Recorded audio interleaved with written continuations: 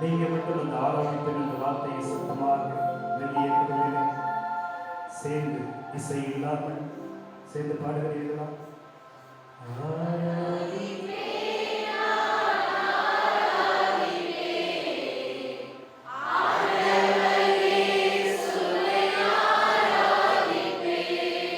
ஆண்டவரை நல்லா பாடுது. இதை வார்த்தை சொல்கிறது, என்னை பார்த்தோர் மகிழ்ச்சியால் எழுதுவார்கள் என்று சொல்கிறது. அவரை உற்றுநோய் மனதார முழு மனிதர்கள் முதலாவது இருக்கிற எல்லாரும் அவர் நாமத்தை விடுவோம்.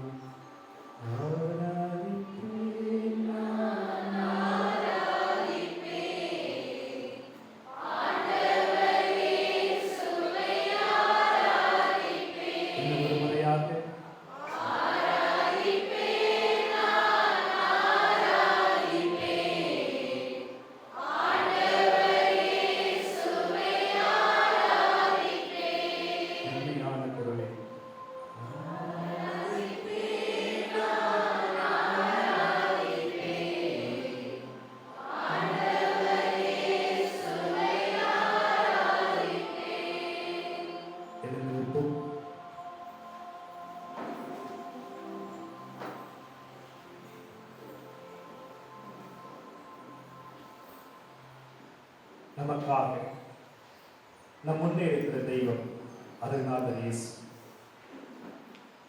அவருடைய நாமத்தை சொல்லி வாய் திறந்து ஆண்டவரே நீ வாழ்வு, உன் நாமம் போற்றக்கூடியது, உன் பெயர் வல்லமைக்குரியது, இதை வார்த்தை சொல்கிறது. எனக்கு மறுபெயர் உண்டு, இம்மானுவேல் கூட இருப்பேன் என்று சொன்ன தெய்வம் அவர். அவர் நாமத்தை சொல்லி துதிப்போம்.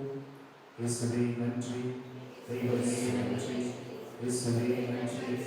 ஆண்டவரே போற்றுகிறோம், தூயவரே போற்றுகிறோம், வல்லவரே போற்றுகிறோம், பரிசுத்தரே போற்றுகிறோம், படைத்தவரே போற்றுகிறோம், பராமரிப்பவரே போற்றுகிறோம், பரம்பொருளே போற்றுகிறோம். நீர் வாழ்க, நீர் வாழ்க, இயேசு நாமம் வாழ்க, இயேசு நாமம் வாழ்க, இயேசு நாமம் வாழ்க, இயேசு நாமம் வாழ்க, இயேசு நாமம் வாழ்க, இயேசுவே வாழ்க, இயேசுவே வாழ்க, இயேசுவே வாழ்க, இயேசுவே வாழ்க, இயேசுவே வாழ்க, இயேசுவே வாழ்க, இயேசுவே வாழ்க, இயேசுவே வாழ்க. நாமத்தை பெற்றுகிற ஆண்டவரே நன்றி, நன்றி, நன்றி, நன்றி, நன்றி. உம்மை முழு உள்ளத்தோடு ஆராதனை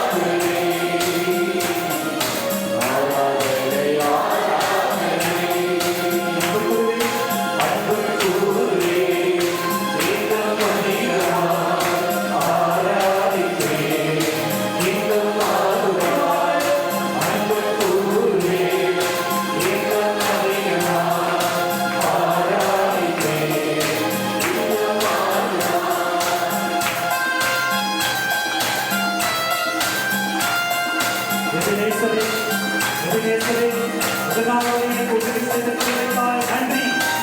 தேவனே உமக்கு நன்றி, உன்னதரே உமக்கு நன்றி, பரிசுத்தரே உமக்கு நன்றி என்று பாடுகிறேன். எபினேசரே, எபினேசரே, இதுவரை உதவினீரே. எபினேசரே, எபினேசரே, இதுவரை உதவினீரே. இதுவரை உதவினீரே.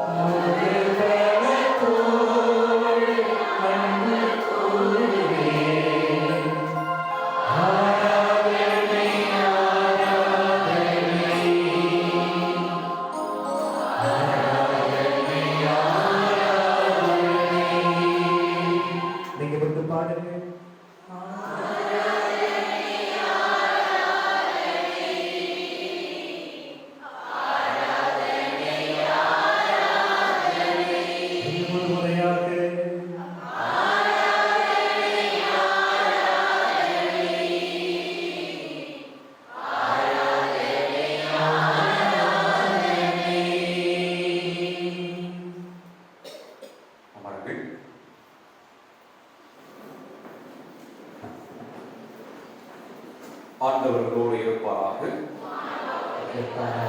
தூய மார்க் எழுதிய பரிசுத்த நற்செய்தியிலிருந்து வாசகம்.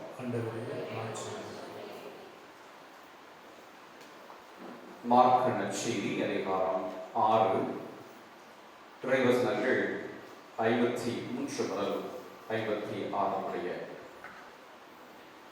அவர்கள் மறுகரைக்கு சென்று கெனசரேத்து பகுதியை அடைந்து படகை கட்டி நிறுத்தினார்கள்.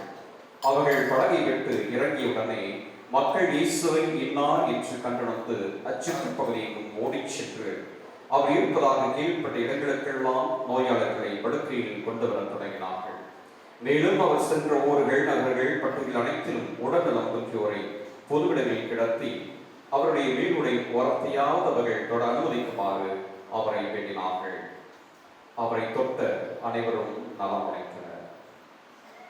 அவரை தொட்ட அனைவரும் நலமடைந்தனர். இது இயேசு நமக்கு வழங்கும் குணமளிக்கும் நற்செய்தி. கிறிஸ்துவில் பிரியமான சகோதர சகோதரிகளே,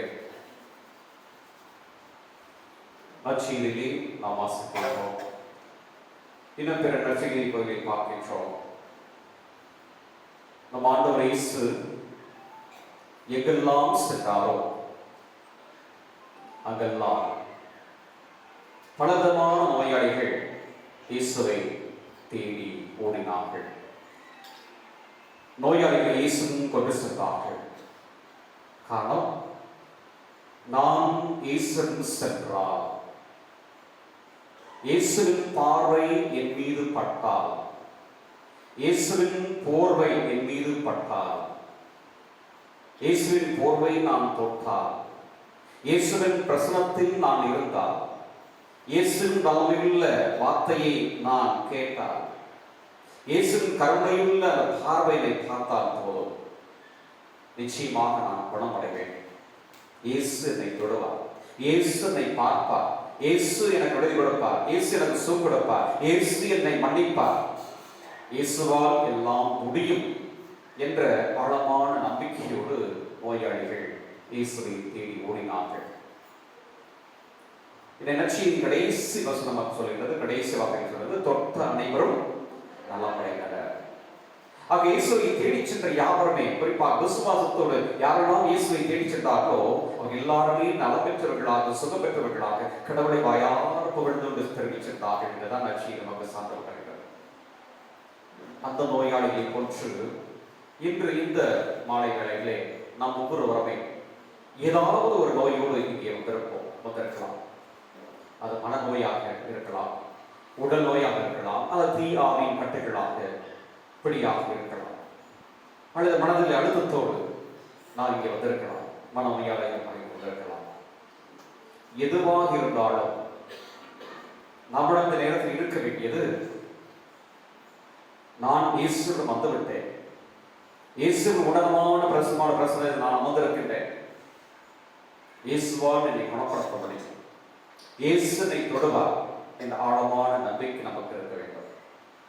அந்த விசுவாசம் நம்ம இருந்தது என்றால் நிச்சயமாக நாம் சுகம் பெறுவோம். ஆனால் இயேசு தருகின்ற அந்த சுகத்தை, இயேசு தருகின்ற விடுதலையை, இயேசு தருகின்ற பாவ மன்னிப்பை நாம் பெறுவதற்கு, நலமடைவதற்கு நிச்சயமாக 3 காரியங்கள் நாம் செய்ய வேண்டும். அது நாம் நமக்காக செய்ய வேண்டும், இயேசுவுக்காக அல்ல, நாம் நமக்காக செய்ய வேண்டும். முதலாவது காரியம், நாம் இங்கே இருப்பவர் பரிசுத்தர். அப்படி என்றால் நாம் பரிசுத்தமாக இருக்க வேண்டும். அந்த பரிசுத்தரை யாருடையும் மாசுதரையும் நாம் குறைவில்லாமல் நிறைவாக பெற வேண்டும் என்றால் பரிசுத்த நிலையில் நாம் இருக்க வேண்டும். ஆனால் இன்றைய காலகட்டங்களை பார்க்கின்றோம், பலர் நல்ல பாவசிகள் செய்யாமலேயே பாவத்தின் மேல் பாவம் செய்வது. எனக்கு சுகம் வேண்டும், எனக்கு நலம் வேண்டும், நான் நன்னா இருக்கணும், கடவுளின் ஜெபத்தை கேட்கணும், என் தொழில் ஆஸ்வதிக்கணும், எனக்கு வேலை வேணும், எனக்கு திருமணம் நடக்கணும், என் குடும்ப அமைதி என்பதை என்று ஜெபிக்கின்றார்கள்.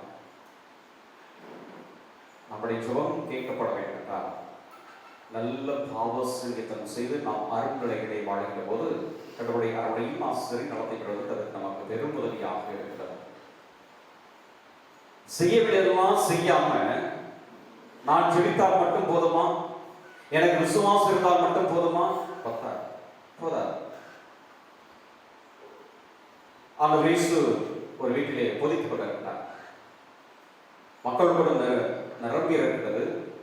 அதற்கு 4 பேர் ஒரு நோயாளி, ஒரு நுடவனை கொண்டு வருகிறார்கள். வீட்டில் கொண்டு போக முடியல. ஆக அவங்க இந்த 4 பேர் என்ன செய்கிறார்கள், வீட்டில் கூரையை பிரித்துக் கொண்டு என்ன செய்யறாங்க, அந்த நுடவனை இயேசு பார்க்க இருக்கிறார்கள். இயேசு அந்த 4 பேருடைய விசுவாசத்தை பார்க்கின்றார். அவ்வாறு இறக்கப்பட்ட தன் முன்பாக வைக்கப்பட்ட அந்த நுடவனை பார்க்கின்றார். அந்த நுடவனை பார்த்து இயேசு சொல்ல, ஒரு விசுவாசம் குணமாக்கும் சொல்ல என்ன சொன்னார், உன் பாவங்கள் மன்னிக்கப்பட்டன, எழுந்து நட, எழுந்து கட்டில் போ. இயேசு தெரியும் அவன் நுடமாக இருப்பதற்கு, நோயாக இருப்பதற்கு, நோயாளி இருப்பதற்கு காரணம் அவனுடைய பாவம். உன் பாவங்கள் மன்னிக்கப்பட்டன, எழுந்து கட்டில் தூக்கிட்டு போ. அந்த நொடி, அந்த நிமிடமே அவன் சுகம் பெற்றான், எழுந்து நடந்தான், கடவுளை போற்றுக்கொள் கட்டளை தூக்கிட்டு போனான். வாசிக்கிறோம். செப்டம்பர் மாதம் வரும்போது இந்த ஒரு நிகழ்ச்சி சொல்லிட்டு நினைக்கிறேன், அவர் கணக்கில் இது ஒரு நடந்த ஒரு 10-12 வருஷம் இருக்கும். இந்த நிகழ்ச்சியின் பிறகுதான் உண்மையாகவே ஒரு குருவாக பாவசிங் இவ்வளவு வல்லமை இருக்கின்றதா என்று நான் அனுபவபூர்வமாக உணர்ந்து கொண்டேன். முதலிலே நான் எங்களது ரச்சக சபை இல்லத்தில் இருந்தபோது ஒரு நாள் மாலை நேரத்திலே திண்டுக்கல் பக்கத்திலிருந்து ஒரு பையன் 22-23 வயசு இருக்கும். அந்த பையனுடைய அம்மாவும் அவனுடைய சகோதரர்கள் 2 பேரும் அண்ணன்மார்கள் 2 பேர் தூக்கிட்டு வந்தான். தூக்கிட்டு வந்து எங்கள் பாதசு குறுக்கு இல்லத்துக்கு முன்னாடி கீழே போட்டிக்கப்பட்டு அம்மா சொன்னாங்க, பார்த்தா இவனுக்கு வெயில் பிடிச்சிருக்கு, இவனை வந்திருக்கு அப்படின்னு சொன்னாங்க. அதுதான் சரி, இவனை தூக்கிட்டு வாங்கன்ட்டு முதல் மாடியிலேருந்து எங்களுடைய சிற்றாலயத்திற்கு குருக்கள் சொல்லிக்கிற சிற்றாலயத்துக்கு தூக்கிட்டு வர சொன்னாங்க. தூக்கிட்டு வந்தான். ஏன்னா அவனை நடக்க முடியும்.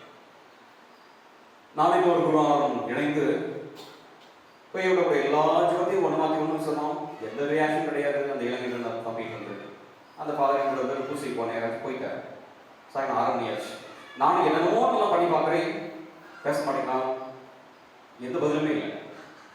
சரி என்ன செய்யலாம், முன்னாடி ஒரு சேர் போட்டு ஒரு ஷார்ட் ட்ரீட்மெண்ட் கொடுக்கலாம்ட்டு ஒரு முன்னாடி ஒரு சேர் போட்டு என்ன பண்ணேன். பெரும்பாலும் அது செய்வது கிடையாது, செய்யக்கூடாது. பழம் கணத்தில் இருந்த அரை வாங்கணும்னு அடி வாங்கணும்னு அந்த தம்பி விழுது கையெழுத்து ஃபாதர் என்னை அடிக்காதீங்க ஃபாதர், நான் உண்மையே சொல்லிடுறேன். டேய் உனக்கு நான் பேய் அப்படிச்சிருக்கு, உனக்கு பேய் அப்படிச்சிருக்கே நினைக்கிறேன், உன மாதிரி எத்தனை பேர் பார்த்துருக்கேன், சொல்லு என்ன நடந்தது? ஃபாதர் மிரட்டாதீங்க ஃபாதர், அடிக்காதீங்க ஃபாதர், உண்மையே சொல்லிடுறேன் ஃபாதர். சரி சொல்லு, உன்னை அடிக்க மாட்டேன்னு நட்டோம், என்ன நடந்து சொல்லு.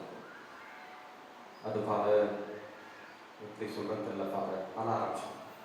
எனக்கு வெக்கமாக இருக்கு ஃபாதர், எனக்கு வெக்கமாக இருக்கு. பரவாயில்ல வெக்கப்படுறோம், நான் சொல்லு, நான் ஒன்றும் செய்ய மாட்டேன் சொல்லு.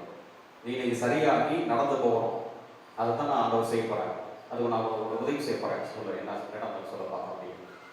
பார்த்தா நான் வந்து 8ஆம் கிளாஸ் முடிச்சுட்டு திருநெல்வேலி பக்கத்தில் வேலைக்கு போகிறேன். வேலைக்கு படிக்க முடியல, படிக்க போகல. அங்கே ஒரு மளிகை கடையில் போய் வேலைக்கு சேர்ந்தேன். வேலைக்கு சேர்ந்து வருஷங்கள் பல ஆச்சு. அங்கே உள்ள நண்பர்கள்லாம் சேர்ந்து எல்லா பாவத்தையும் பண்ணிக்கிட்டாங்க. நாளாக என்னால் அந்த வேலை பார்க்கல, எனக்கு குற்றோடவே பாவம் தான் முன்னாடி இருந்துச்சு. வீட்டுக்கு ஓடி வந்தேன். வீட்டுக்கு வந்தால் என் பாவம் தான் முன்னாடி நிற்குது, அப்பா அம்மாவை பார்க்க முடியல, குற்றோடவே. அங்கே சாகணும் முடிவு பண்ணேன். தூப்போட போனேன், அப்பா அம்மா காப்பாற்றிட்டாங்க. கிடத்துல வந்து சாக பண்ணிட்டு என்னை காப்பாற்றிட்டாங்க. நான் பாவி ஃபாதர், நான் பெரும் பாவி, நான் சாகனத்தான் கத்த ஆரம்பிச்சேன். தெரிஞ்சு அவனுடைய குற்றோணர்வு பாவங்களை அவனை இழப்புவது. அப்போ அந்த தம்பி பார்த்து சொன்னேன், சில அவனுடைய திருச்சிலை காட்டி சொன்னேன், தம்பி நீ சாக வேண்டாம், உனக்காக உன் பாவங்களுக்காக அந்த சிலுவையில் மறைத்தார். நீ எப்படிப்பட்ட ஒரு பெரிய மோசமான பாவியா இருந்தாலும், எவ்வளவு பாவங்கள் செய்திருந்தாலும் இன்று அவர் உன்னை மன்னிக்கின்றார். நீ சொல்ல வேண்டியதுதான், ஆண்டவரே நான் பாவி, இயேசுவே என் மீது இரக்கமாயிரும், இயேசுவே என்னை கழுவி பிரசுத்தப்படுத்திடும். என்ன செய்யுது? உண்மையிலே மனம் திருந்தி மனமாறி ஆண்டவருக்கு மன்னிப்பு கேளு. இன்று உன்னை தொடுவார், உன் குற்றோடவர்களை நீக்குவார், உன் பாவங்களை மன்னிப்பார். நீ நன்றாக நடக்க முடியும். ஒரு 10 நிமிஷம் இந்த ஜெபத்தை சொல்லிடலாம். இயேசுவே என்னை இரக்கமாயிரும், ஆண்டவரே என்னை இரக்கமாயிரும். அப்படியே அந்த ஜெபத்தை சொல்லிக்கிறத திடீர்னு என் முழங்கால் என் முன்னாடி சைடில் முழங்கால் போட்டு, அதை நான் பாவம் செஞ்சு தான் பண்ணணும். சரிப்பா, அருமையான ஒரு பாவரிக்கை. வழக்கமாக ஒரு சில செய்கிற மாதிரி எல்லாம் இல்லை. அருமையான ஒரு பாவசங்கத்தை பண்ணான். பாவசங்கி பண்ணும்போது எனக்கு தெரியும், நடக்க முடியாமல் இருக்கிற இவன் எனக்கு நடக்க போறான். அவன் பாவரிக்கை செஞ்சு கொடுத்த பாவம் மன்னிக்க கொடுத்தேன். ரிசல்ட் நம்புறீங்க நம்பலையோ, என் குருத்து வாழ்க்கை முதல் முறை பார்த்தேன். பாவம் மன்னிப்புக்கு ஒப்புற வரைச்சால் இருக்கிற வல்லமை. பாவம் மன்னிப்பு கொடுத்தோட இந்த உட்காந்தான். இப்போ நான் சொன்ன தம்பி, அம்மாவும் தான் அண்ணன் மரம் கீழே நிற்கிறாங்க. அப்போ வரும்போது தூக்கி கொண்டு வரப்பட்டவன் பாவனை பெற்றதும் வேகமாக நடந்து போனான். கீழே போனவுடனே நானும் அவன் பின்னாடியே இந்த சோழ தீர்த்தம் சிலுவையில் பின்னாடியே போனேன். அவங்க அம்மா பார்த்து கேட்டாங்க, சாமி என்ன பண்ணீங்க? வரும்போது என் பையனை தூக்கிட்டு வந்தோம், இப்போ நல்லா நடந்து வரான், சந்தோஷமா வரானே. நான் ஆண்டோடைய சிலுவை காட்டி நான் சொன்னேன், நான் ஒன்றும் பண்ணலாமா, ஆண்டவர் தான் செய்வேன், கூட்டிட்டு போங்க, சந்தோஷமா கூட்டிட்டு போங்க. இதுதான் பாவசங்களுடைய வல்லமை தான்.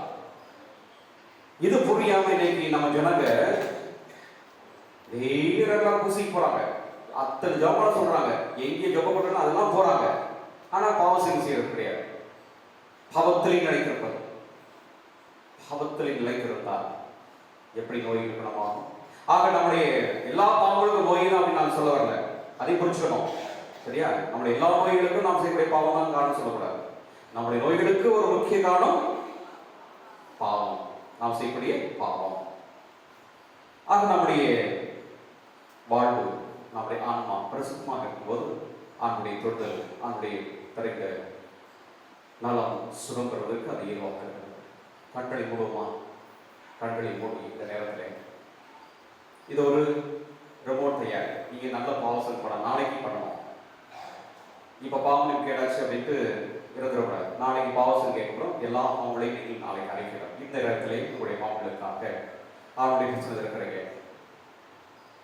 சக்கையை போன்று, சமாளியை பெரிய போன்று, இதை விவசாய பிடிப்பட்ட படை போன்று ஒரு பாவியாக இங்கே ஈஸ்வர பிரச்சனை இருக்கிறீங்க. உங்கள் பாவங்களில் நான் நிறைய ஆண்டு சொல்லுங்க. அவனுடைய இதோ இந்த நேரத்தில் 9 பிரசனத்தில் இருக்கின்றேன். இதுதான் என்னுடைய பாவங்கள். இது நான் சுகம் பெற வேண்டும், நலம் பெற வேண்டும். இரக்கமுள்ளவர், கருணையுள்ளவர், தீப்பிடாதவர். தோய் பாவங்களுக்கு அவமையாகவே மனவரங்குகிறேன், மனம் நிறுத்தி வருகிறேன். என்னை மன்னியும் ஆகிறேன். உமது திருச்சொலில் வழிந்தோடி திரு ரத்தத்தினாலே, திருநீரினாலே என் பாவங்களை கழுவி என்னை பரிசுத்தப்படுத்தமாகிறேன். என் பாவங்களை குறித்து நான் வெட்கப்படுகிறேன், முடிவெடுக்கிறேன். இனி இப்படிப்பட்ட பாவங்களை ஒரு நாளும் நான் செய்ய மாட்டேன். என் உடலையும் உள்ளத்தையும் ஆன்மாவையும் சிந்தனைகள் எண்ணங்களை அனைத்தை பரிசுத்தமாக பாதுகாப்பேன். மதருடையும் ஆசிரியத்தால் ஆண்டவரை கூப்பிடுவோம்.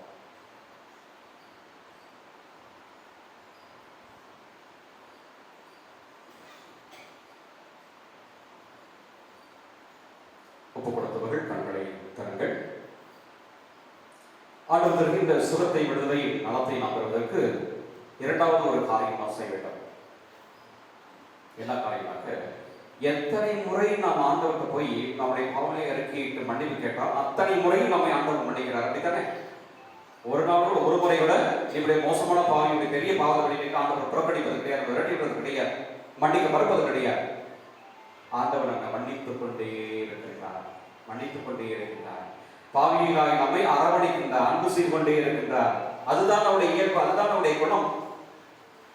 ஆக அவருடைய சீடர்களாக நாம் கடவுளின் சாயலை தாங்கி வாழலாம். அந்த அன்பை, அந்த மன்னிப்பை நாம் பிறருக்கு கொடுக்க வேண்டும், வழங்க வேண்டும், பிரதிபலிக்க வேண்டும். இங்கதான் பிரச்சனை நமக்கு. ஆண்டவருடைய மன்னிப்பு எனக்கு வேணும், ஆனா நான் பிறரை மன்னிக்க மாட்டேன். செத்தான் மன்னிக்க மாட்டேன், பரவாயில்ல. நான் எங்கே அவனை மன்னிக்க மாட்டேன். நம் உள்ளத்துல அவ்வளவு வைராக்கியம், அவ்வளவு கோபம், அவ்வளவு வெறி, அவ்வளவு மனக்கசப்பு. இந்த மனக்கசப்பும், இந்த வைராக்கியமும், இந்த கோபமும் இருக்கிறதுனால இன்னைக்கு ஏற்கனவே நம்மை பலர் நோயாளிகளாகவே இருக்கிறோம். இந்த மன கஷ்டம், இந்த மன வைராக்கியம் அல்லது பழிக்கப்படுவாங்க தன்மை, கோபம், ஆணவம், ஆங்காரம் என்ன பண்ணலாக்க நம் மனதிலும் நம்முடைய உடலிலும் நோய்களை உருவாக்குது. சின்ன நோய்களை பெருசாக்குது, புது சுத்தனை நோய்களை உருவாக்குது. ஆக இதெல்லாம் தெரியாம என்ன செய்யும், தெரிஞ்சாலும் அது சரி செய்யறது மனசு இல்லாம நீங்க அந்த டாக்டர் போய் பார்த்தா சரியாகுமா, இந்த டாக்டர் போய் சரி பார்த்தா சரியாகுமா, அங்க நல்லா அந்த டாக்டர் நல்லா பாக்குறாராம், அங்க நல்ல சிகிச்சை ட்ரீட்மெண்ட் கொடுக்குறாங்களாம். இன்னைக்கு ஒவ்வொரு மருத்துவமனையும் ஒவ்வொரு டாக்டர் ஓடிக்கொண்டே இருக்கிறோம். இன்னைக்கு ஒவ்வொரு வீட்லையும் சரி இன்னைக்கு பெட்டி பெட்டியான மாத்திரை இருக்கு, விதவிதமா மாத்திரை இருக்கு. அது ஒவ்வொரு நோய்க்கும் ஒவ்வொரு மாத்திரை, ஒவ்வொரு பெட்டி அப்படி கூட சொல்லலாம். இன்னைக்கு நம்முடைய முதல் சொல்லி நம்முடைய பாவங்களுக்கு ஒரு முக்கிய காரணம் பாவம். இரண்டாவது காரணம் மன்னிக்க முடியாத தன்மை. மன்னிக்க முடியாத தன்மை இரண்டாவது காரணம். யாரெல்லாம் முழு கொண்டோடு பிறரை மன்னிக்கின்றார்களோ அவளுக்கு விடுதலை உண்டு, சுகம் உண்டு.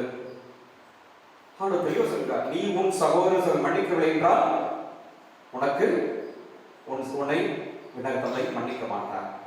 சீராக்கு ஞானம் அதிகாரம் 28 படிச்சு பார்த்தீங்கன்னாக்க அங்கே நாம் மன்னித்தால் நமக்கு சுகம் உண்டு, நாம் மன்னித்தால் ஆண்டவர் நம்முடைய மன்றாட்டைக்கு செல்படுப்பார் என்று திரும்ப திரும்ப அங்கே வாசிக்கிறோம். அங்க மன்னிக்கவில்லை என்றால் நமக்கு சுகம் இல்லை. நல்ல ஆர்மையா பாடுறோம், ஜெபிக்கிறோம், விசுவாசம் எல்லாம் இருக்குது, நல்லதுதான். ஆனா மன்னிக்காத மனசோட வந்து ஆண்டவரை ஆராதிக்கிறோமே, அந்த ஆராதனை எந்த அளவுக்கு வல்லமை உள்ளதாக நமக்கு உதவி செய்யக்கூடியதாக இருக்கும், ஆண்டவருக்கு பெருமை மகிமையும் செய்யக்கூடியதாக இருக்கும். பெரிய ஒரு கேள்விக்குறிதான். அண்ணன் சொல்லியிருக்கிறார், நீ ஆலயத்தில் வந்து நீ காணிக்கை செலுத்த வரும்போது உன் சகோதரன் மனத்தால் இருப்பதாக நீ உணர்ந்தால் அங்கேயே ஒரு காணிக்கையை போட்டு வச்சுட்டு போய் உன் சகோதரன் நீ வந்து செய்ய சமாதானம் பண்ணிட்டு வந்து அப்புறம் உன் காணிக்கையை செலுத்து. ஜோம் பண்றது, ஆராதனை பங்கேற்கும், பாடுறது எல்லாமே ஈஸி டு டூ. ஆனா மன்னிக்கிறது தான் ஃபாதர் கஷ்டம். எஸ், மன்னிக்கிறது ரொம்ப கஷ்டம் தான். ஏன்னா அந்த தருணங்களை, அந்த சூழ்நிலைகளை, பயன்படுத்திய வார்த்தைகளை, அந்த செய்த நம்பிக்கை துரோக செயல்களை எல்லாம் நினைச்சு பார்க்கும்போது மனசு வேதனைப்படுகிறது. இப்படிலாம் பண்ணிட்டாங்களே, இப்படிலாம் பேசிட்டாங்களே, இப்படிலாம் காட்டி கொடுத்தாங்களே, இப்படி நம்பிக்கை துரோகம் பண்ணிட்டாங்களே, பெத்த பொண்ணு இப்படி பண்ணிச்சு, அப்பா அம்மாவே இப்படி எனக்கு இப்படி பண்ணிட்டாங்க, கூட பிறந்த தம்பி இப்படி பண்ணிட்டாங்க, அண்ணன் இப்படி பண்ணிட்டாங்க, தங்கச்சி இப்படி பண்ணிட்டாங்க, குழந்தை எப்பொழுது நான் ரெண்டுமே நம்பிக்கை வச்சுட்டேன், இப்படி பண்ணிட்டாங்க, நம்பிக்கை துரோகம், இப்படி பேசிட்டாங்களே, அசிங்கமா பேசிட்டாங்க, அவமானப்படுத்திட்டாங்க, பப்ளிக்ல அவமானப்படுத்திட்டாங்க, தலைமுறை வச்சுட்டாங்களே, எனக்கு சேர வேண்டிய சொத்தை கொடுக்கலையே, சேர நகை கொடுக்கலையே, என் பக்கத்தானே கேட்கிறேன், ஏமாத்திட்டாங்களே, எல்லாம் மனசுல அப்படியே ஓடி ஓடி ஓடி ஓடி ஓடி ஓடி அந்த எண்ணம்லாம் ஓடி அந்த நெகட்டிவ் எண்ணங்கள், எதிர்மறை எண்ணங்கள் ஓடி ஓடி மனசுல அது நோய்களாக மாறி நம்ம காலம் ஃபுல்லா நோயாளிகளாக மாற்றப்படுகிறது. ஆக நாம் ஆண்டுடைய மன்னிப்பை பெற வேண்டும் என்றால் நிச்சயமாக நாம் பிறரை மன்னிக்க வேண்டும். மன்னிக்கவில்லை என்றால் சுகம் இல்லை, சுகம் நிச்சயமாக கிடைக்காது, விடுதலை கிடைக்காது. நோயோடு இன்னும் போராடி கொண்டிருப்போம், நோயோடு இன்னும் கஷ்டப்பட்டு இருப்போம், போய் ஆஸ்பத்திரிலாம் சம்பாதி ஹாஸ்பிட்டல் அங்கெல்லாம் கூட்டி கொடுப்போம். இன்னைக்கு எல்லாமே மருத்துவமனைலாம் அன்னைக்கு பெரும்பாலும் இன்னைக்கு எல்லாம் பிஸ்னஸ் ஆயிடுச்சு. எப்படி நம்ம இந்த பணத்தை பறிக்கலாம், இதை சொல்லி அதை சொல்லி இப்படி இதை பண்ணாங்க, இதை பயன்படுத்தி இன்னைக்கு நம்ம வந்து பணத்தை கொடுக்குறத இன்னைக்கு பெரிய ஒரு பிஸ்னஸ் மாஃபியா மார்க்கெட்டை போயிட்டு இருக்கு. செய்ய வேண்டியது செஞ்சாலேயே நம்ம அங்கே போகணும், இருக்கிற மாதிரி இருந்தால் நாங்கள் வாழ வேண்டியது வாழணும், ஏன் நம்ம ஆஸ்பத்திரிக்கு போகணும்? ஆக நம்ம நோய்க்கு முக்கிய காரணம் பழி வாங்குறது, மன்னிக்க முடியாத. ஒரு முறை அரைச்சவர்களுக்கு தியானம் போயிருந்தேன். அப்போ இந்த மாதிரி 6 நேரத்தில் மன்னிக்கிறவர்களுக்கு அழைப்பு வந்தேன். அதெல்லாம் முடிஞ்சது. மறுநாள் காலையில் அரைச்சவர்களை பார்க்கறதுக்காக அவர் இருந்த ஹாலுக்கு போயிருந்தேன். அப்போ ஒரு அரைச்சவர்கள் ஓடி வந்து, ஃபாதர் ரொம்ப தேங்க்யூ ஸோ மச், ரொம்ப நன்றி ஃபாதர். ஏன் எனக்கு என்ன நன்றி சொல்லுங்க, என்ன விசேஷம் கேட்டேன். அப்போ சொன்னாங்க, ஃபாதர் நேற்று நட்பு 6 நேரத்தில் மன்னிப்பு வழிபாடு நடத்துனீங்க. அப்போ அந்த நேரத்தில் நீங்கள் எல்லாரையும் மன்னிக்கணும் வார்த்தையில் வந்து வாயில் வந்து எல்லாமே மன்னிக்கலாம்.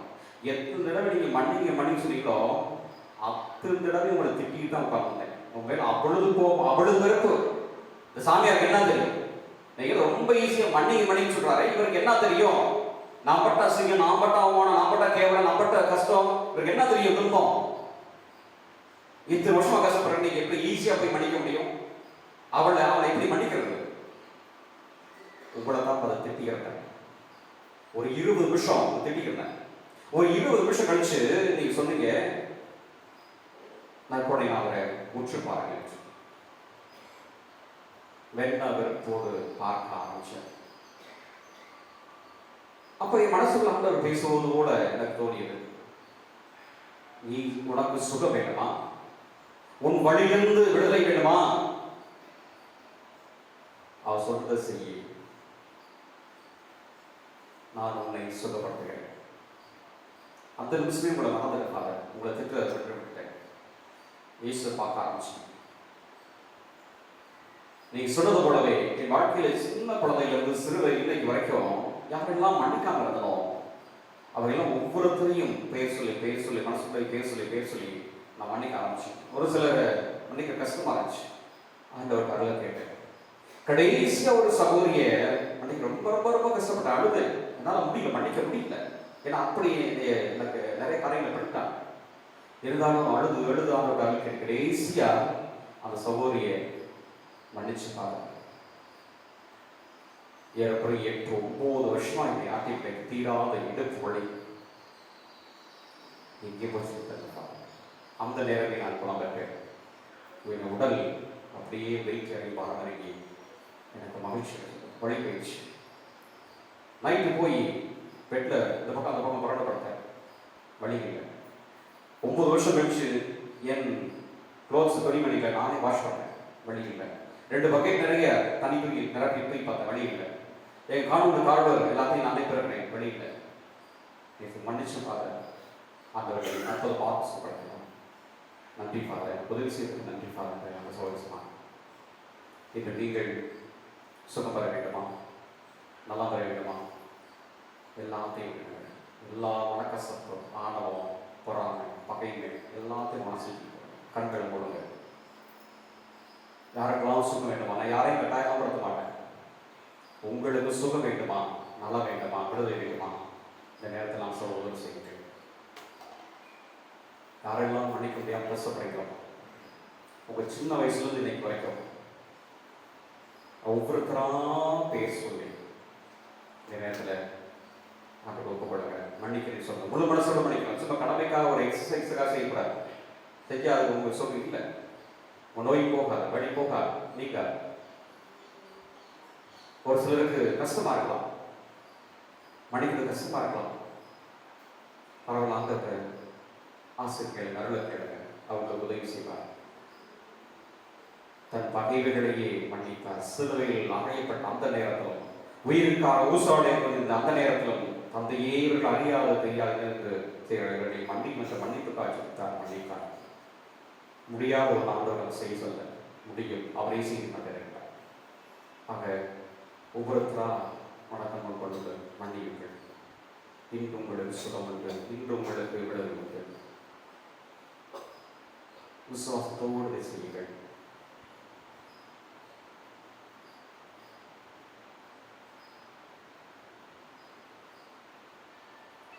மன்னிக்கிறேன் ஆண்டவரே, மன்னிக்கிறேன் ஆண்டவரே, அதருளால் என்னை நடக்கும் ஆண்டவரே. மன்னிக்கிறேன் ஆண்டவரே, என்னை தொடும் ஆண்டவரே. மன்னிக்கிறேன் ஆண்டவரே, எனக்கு சுகம் தாரும் ஆண்டவரே. மன்னிக்கிறேன் ஆண்டவரே, எனக்கு விடுதலை தரும் ஆண்டவரே. மன்னிக்கிறேன் ஆண்டவரே, என் உள்ளத்திற்கு அமைதி தாரும் ஆண்டவரே.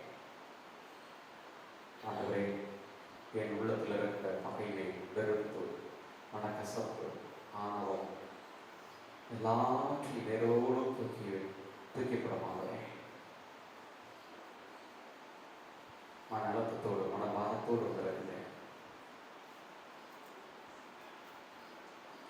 உங்களை துன்புறுத்தியவர்கள், உங்களை உதாசனப்படுத்தியவர்கள், அவமானப்படுத்தியவர்கள், கேவலப்படுத்தியவர்கள், உங்களை சித்திரவதை செய்ய உள்ளளவின் உடலும் சித்திரவதை செய்தவர்கள் எல்லாரையும் குழந்தை, உங்கள் கணவராக இருக்கலாம், உங்கள் மனைவியாக இருக்கலாம், பிள்ளைகளாக இருக்கலாம், கூட பிறந்த சகோதர சகோதரிகளாக இருக்கலாம், கூட பணி செய்த பணியாளர்களாக இருக்கலாம், உங்களுடைய நண்பர்களாக இருக்கலாம், உங்களுடைய குடும்ப உறுப்பினர்களாக இருக்கலாம், மாமியார், மருமகள், மாமனார், மருமகன், யாராக இருந்தாலும் எல்லாம் இப்போ கொடுங்க. யாரெல்லாம் மன்னிக்கலை கஷ்டமாக எல்லாம் பேர் சொல்லி கொடுங்க. அவனுடைய அருள், அவனுடைய பிரசன்னம் இந்த நேரத்திலே இந்த ஆணை முழுவதும் நிறைவேறுகிறது. உங்களை ஆண்டு தொடர்கிறார், உங்கள் உள்ளங்களை தொடர்கிறார். கல்லான நெச்சத்தை எடுத்துவிட்டு கனிவான இதயத்தை தாழ்மானவரே, என் கல்லான இதயத்தை எடுத்துவிட்டு கனிவான இதயத்தை தாழ்மானவரே, மன்னிக்கு கஷ்டப்படாதவரே, நீங்கள் மன்னிச்சிங்க. ஆனால் என்னால் முடியலை. இந்த மன்னிக்கூடிய மனநிலையை தாழ்மானவரே, ஆற்றலை தருமானவரே, அருளை தருமானவரே, என்னை இப்போது அருளால் பிரசனத்தால் முழுமையாக கொள்ளமானவரே, இதோ என் உடல் உள்ளம் நான் அனைத்து ஒப்புக்கொடுக்கிறேன். என்னை ஆட்கொள்ளமானவரே, ஒரு மாட்சியை ஒரு மகிமை என்னை காப்பதாக கடந்து வருகிறார். ஏதோ இவ்வுலகத்திற்குரிய எல்லா தேவையில்லாத எதிர்ப்பற எண்ணங்கள் எல்லாவற்றையும் வேரோடு நீக்குகிறார். என் உள்ளத்திற்கு தேவையான அமைதி, சாந்தம், இரக்கம், இன்னைக்குடைய தன்மை, விட்டுக் கொடுக்கிற தன்மை தாரமாகவே என் இதயம் உமது இதயமாக மாறுவதாக. உமது இதயத்தில் அணிந்தோடி நீர் ரத்தம் என் இதயத்திலே நிறைய பணிகொள்வதாக. என் இதய அழுக்குகளை, என் இதய அவர்களை ஒரு கலவி பரிசுத்தப்படுவதாக. மன்னிக்கிறேன் ஆண்டவரே, நன்றி ஆண்டவரே. இந்த அற்புதமான நேரத்துக்காக, இந்த அபிஷேக நேரத்துக்காக நன்றி ஆண்டவரே. Thank you Jesus. கண்களை திறங்கள். மூன்றாவது காரியம், ஆண்டவர் நமக்கு சுகம் தர வேண்டும், விடுதலை வேண்டும். நான் முதல் சொன்னது போல விசுவாசம் இருக்க வேண்டும். உங்களையும் என்னை படைத்தவர், உங்களுக்கும் எனக்கு உயிர் கொடுத்தவர் இவர்தான். உயிருள்ள இறைவனாக இருக்கிறார். இவரால் கூடாது எதுவுமே கிடையாது. ஆனால் எங்கெல்லாம் சென்றோ, எங்கெல்லாம் விசுவாசம் இருந்தோ, யாரெல்லாம் விசுவாசம் இருந்தோ அங்கெல்லாம் அற்புதங்களை செய்தார். எங்கெல்லாம் யாரெல்லாம் விசுவாசம் இல்லையோ அங்கே அவரால் அற்புதங்கள் செய்ய முடியவில்லை என்றால் நிச்சயிக்கப்படுகிறது. அங்க சிறுதளவோடு நமக்கு ஐயம், சந்தேகம் இருக்கக்கூடாது. என்னை சுகமாகுமா, நலமாகுமா, இயேசுவை மாற முடியும் என்ற நம்பிக்கை இருந்தால் போதும். நிறைய உதாரணம் சொல்லலாம் விவரத்தில். ஆண்டவர் ஒவ்வொரு நோய்களை பார்த்து ஏற்பட சொல்வதெல்லாம், அம்மா, மகனே, மகளே, உன் விசுவாசம், உன் நம்பிக்கை உன்னை குணமாக்கிற்று. உதாரணமாக பெரும்பாட்டினாலே, இரத்தப்போக்கினாலே 12 ஆண்டுகள் கஷ்டப்பட்ட நேரத்தில் இயேசு உடலை கூட தொடரவில்லை. மாறாக நான் அவருடைய ஆடையின் விழுப்பை தொட்டால், உணர்வை தொட்டால் குணமடையும். அந்த விசுவாசம் பாருங்க, அவருடைய விசுவாசம் அவரை குணப்படுத்தியது. இயேசுவின் ஆடையிலிருந்து வல்லமை வெளியேறியது. இயேசு நான் தான். அம்மாவும் நம்பிக்கை உன்னை குணமாயிட்டு அமைதியில் போய் சொன்னார். அந்த விசுவாசம், அப்படிப்பட்ட விசுவாசம் நமக்கு இருக்கிறது. ஆகவே அந்த விசுவாசத்தோடு நாம் அடுத்ததாக நம் உடல் உள்ள நாம் அனைத்தையும் கொடுத்து ஆண்டவர் நம் உச்சத்திலிருந்து உள்ளங்கால் வரையும் நம்மை தொடர்படியாக நம் வீடே சுருக்கிறவரையாக நாம் இந்த நேரத்தில் தொடர்ந்து ஆண்டவரை ஆராதிப்போம். ஆண்டுடைய அருளுக்காக, ஆசைக்காக நாம் ஜெபிப்போம்.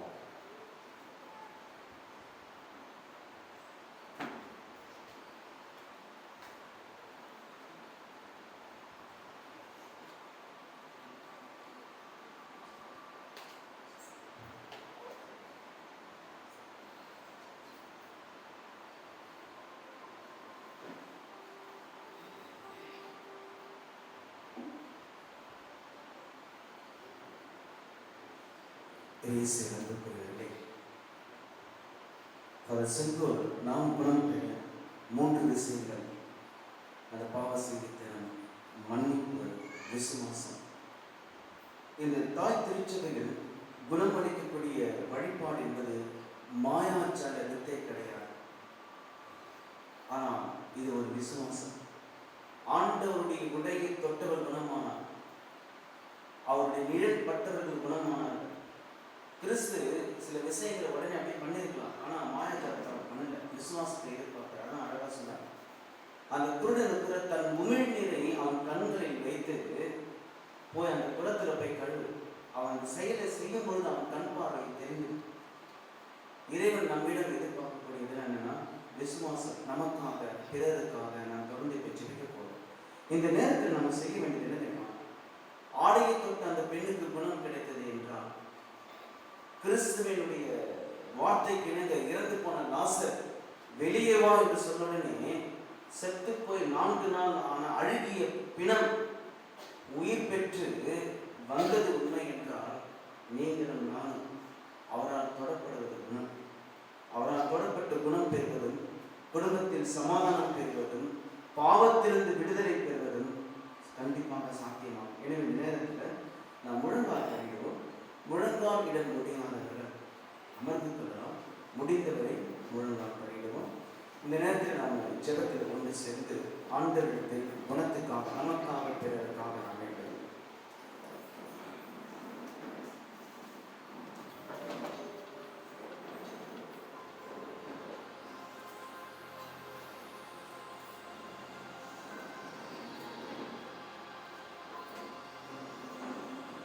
வாழும் கடவுளே, உன்னத தேவனே, இதோ இந்நேரத்தில்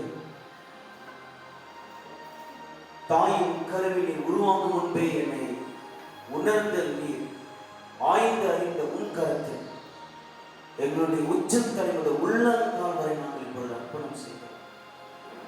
எப்படிப்பட்ட நோய் நொடியாக இருந்தாலும் சரி, பல ஆண்டுகளாக அவதிப்பட்டிருந்தாலும் சரி, தாயின் கருவிலே இந்த நோய் வந்திருந்தாலும் சரி, நாங்களே இந்த நோய்க்கு ஒரு காரணகர்த்தமாக இருந்தாலும் சரி, ஏதோ ஒரு சூழ்நிலையின் பொருட்டு, இயற்கையின் பொருட்டு, உண்ட உணவின் பொருட்டு, மருத்துவர்கள் தந்த சிகிச்சையின் பொருட்டு ஏற்பட்ட ஒரு பக்க வியாதியாக இருந்தாலும் சரி, எங்கள் உச்சம் தலைமுறை உள்ளங்கால் வரை உண்மையோடு உங்களுடைய இந்த பிரசனத்தை அர்ப்பணம் செய்கிறோம். இறைவா, இந்த நேரத்தில் இந்த ஆலயம் முழுக்க உன் தூதர்களை அனுப்பும், உன் திருத்தூதர்களை அனுப்பும். உம்மை ஈட்டெடுத்த கன்னி மரியாள், உனது சூசிகப்பர், அதிதூதர் மிக்கேல், ரஃபேல், கபிரியேல், அதிகாரம் செலுத்துவோர், ஆட்சி செலுத்துவோர், வானக சேனைகள், செராபீன்கள், செருபிகள், கெராபீன்கள், ஒவ்வொருவரும் இறைவாக்கினர்கள், இரத்த சாட்சிகளும் இதோ பெத்சேதா என்ற இந்த இடத்தில் இறங்கி வருவார்களாக. இதோ உம்மை புகழக்கூடிய அவர்கள் இந்த நேரத்தில் எங்களை குணப்படுத்த, கல்வாரியில் நீ சிந்திய ரத்தத்தை கொண்டு எங்கள் உச்சம் தலைவர் உள்ளங்கால் வரை தொடர் ரத்தத்தால் நாங்கள் கழுவப்பட உன் தூதர்களை அனுப்பும். நாங்கள் ஒவ்வொருவரும் தொடப்பட வேண்டும். உமது வார்த்தைக்கு செயல்படுகின்றோம். எங்கு 2-3 பேர் ஒன்றாக கூடி என் நாமத்தில் ஒரு மனதவராக ஜெபிக்கிறீர்களோ அங்கு அவர்கள் மத்தியில் நான் இருப்பேன் என்று. இது உன் இடம், நீ தேர்ந்து கொண்ட இடம். உனது உன்னத தூய பிரசனத்தில் நாங்கள் ஒன்று கூடி ஒரு மனத்தோராய் குணத்திற்காக, உடல் உள்ள ஆன்ம நலனிற்காக நாங்கள் ஜெபிக்கிறோம். விண்ணகம் திறக்கப்படும். அன்று சோதோம் குமரன் ஒருவரை விண்ணகம் திறக்கப்பட்டு கந்த